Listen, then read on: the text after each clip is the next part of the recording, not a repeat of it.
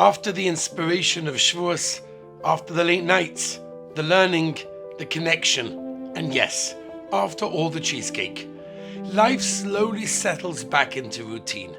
The Yom Tov tables are cleared, the extra pounds may still be hanging around, and the uplifting moments begin to feel like memories. And now comes the real question: what happens after the inspiration? Because anyone can feel elevated on Shavuos. Anyone can feel connected when surrounded by Kedusha. But Yiddishkeit was never only about the moments of greatness. It's about what we bring back with us into our ordinary life, into the regular mornings, the busy schedules, and the simple routine of everyday life. And that's where this week's Parsha begins to speak directly to us. Chaim was a Holocaust survivor who, after going through the fires of Gehenna, rebuilt his life with remarkable strength, surrounded by his children, grandchildren, and even great-grandchildren. He cherished each one. They were his pride and nachas. When he turned 90, his large 4-generation family decided to surprise him with a birthday celebration. There's going to be food, music, but most importantly, each child and grandchild would prepare him a personal gift to present to him. Chaim was deeply moved by the surprise, especially when they lined up to offer their gifts, each one lovingly prepared. Near the end of the line stood a young boy, Yankee, holding a small watchbox he had made by hand. But when he saw his older cousin had made nearly identical box, only more polished and beautiful, his excitement turned into embarrassment. By the time he reached his grandfather, he was hiding the gift behind his back. "What are you hiding?" his grandfather asked gently. "I'm embarrassed," Yankee said. "You already got this one, and his is better. You don't need mine."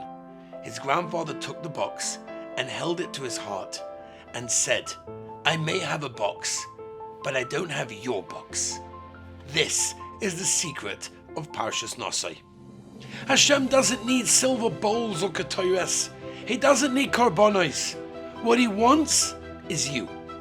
The gift is not valuable because it's different from others, but because you brought it. And that's why, in this week's Parsha, the Torah repeats each korban in full detail again and again, because each one came from a different heart. The fact that 11 Nesiim had already brought the exact same offering didn't diminish even slightly the significance of the 12th. Each gift was unique, not in its form, but in its giver. Perhaps this is the message right after Shavuos. Shavuos was great. We were all uplifted and inspired. But when we come back into regular life, the recognition that every effort, every mitzvah, every piece of Torah, every chesed, every kind remark, every time we close our eyes at what we're not meant to be looking at, or a small tefillah from the heart that we try to do, is so precious to Hashem, and it's valued above everything else. Not because of how grand they are, but because of who they come from us. From people trying, struggling, growing, and still choosing to serve Hashem in the middle of an ordinary day. It may seem small to us, but to Hashem, it's priceless. The thunder of Har Sinai may have faded long ago, but the relationship never ended. Shavuos may be over, but we're still here, trying to still serve Hashem, and every bit is cherished by Hashem more than we can possibly imagine. Wishing you all a wonderful Shabbos. Enjoyed watching? There's a whole world waiting for you. Start exploring now.